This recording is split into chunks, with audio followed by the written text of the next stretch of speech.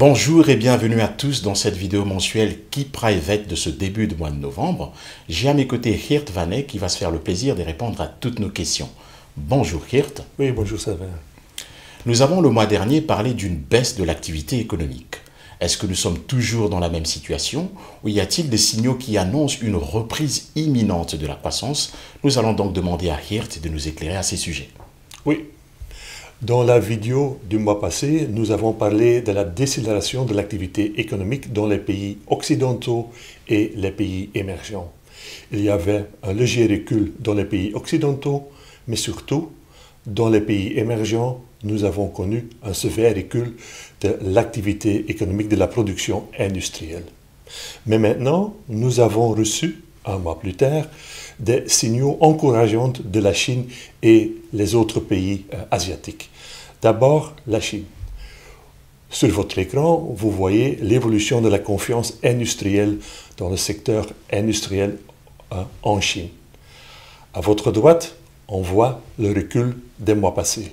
Mais maintenant, il nous semble que nous avons trouvé un seuil dans la baisse de l'activité économique en Chine.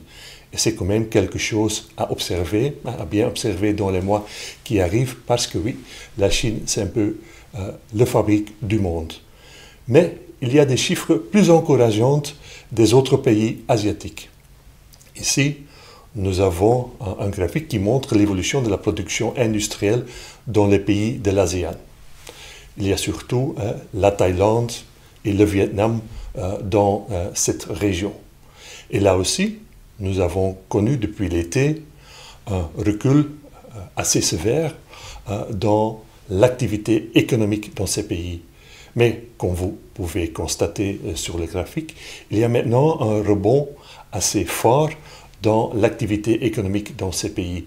Et de nouveau, la Chine et les pays de l'ASEAN, on voit quand même un rebond de l'activité économique et c'est quelque chose assez positif, il nous semble, pour l'activité économique sur le plan global. Il ne faut pas oublier que cette région est un peu considérée la fabrique ou l'usine du monde et donc quand l'activité économique remonte dans cette région, cela a des conséquences positives pour les autres régions et donc pour la croissance économique sur le plan mondial. Donc, pour la partie macroéconomique, le comité d'investissement de Key Private reste assez positif pour l'évolution de l'activité économique sur le plan mondial parce que nous avons reçu des signaux encourageants de l'Asie. Merci pour toutes ces explications. Nous constatons que les marchés boursiers semblent avoir digéré leur correction annuelle. Alors Geert, comment se sont comportés nos portefeuilles Key Private? Oui, donc pendant le mois de septembre, oui, la grande majorité des indices ont connu des corrections de 5 à 10%, mais maintenant, en octobre, je pense que nous, comme dans l'économie mondiale, on a connu un rebond des indices. En Europe, les indices ont gagné 4 à 5%.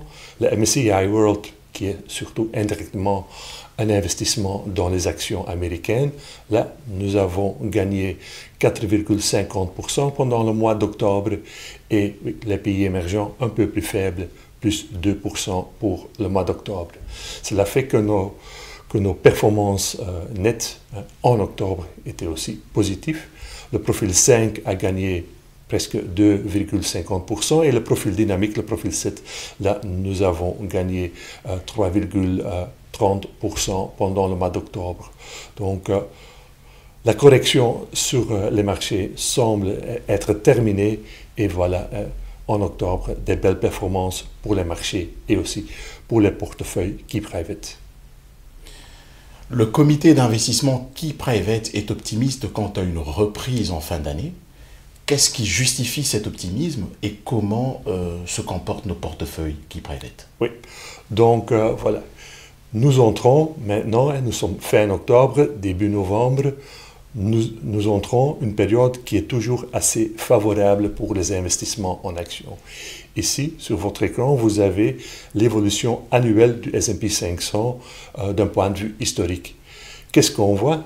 Le début de l'année est toujours une période positive pour les investissements en actions.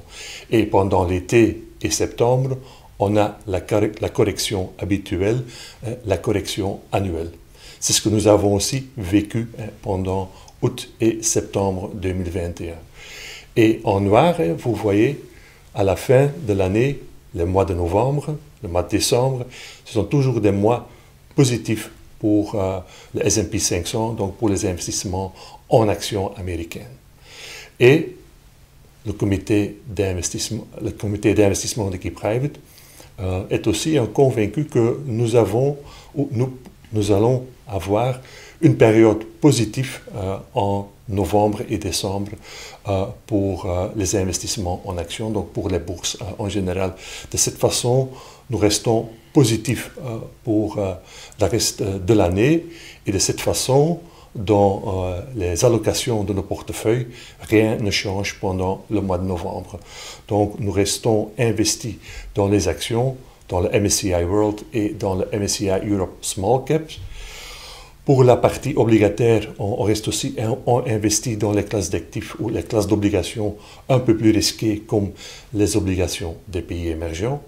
Et pour la partie matières premières, on reste investi dans les métaux industriels, c'est-à-dire on reste indirectement investi dans le cuivre, l'aluminium et le zinc.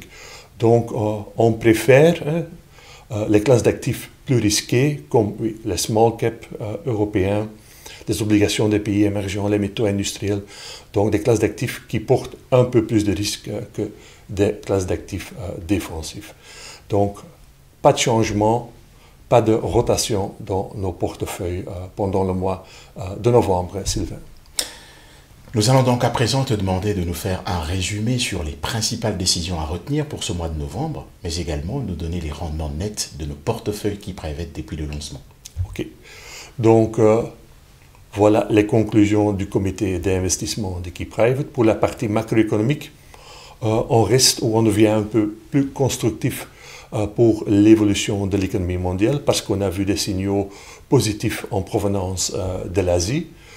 Pour la partie marché financier, même chose, on reste positif, constructif pour les marchés des actions.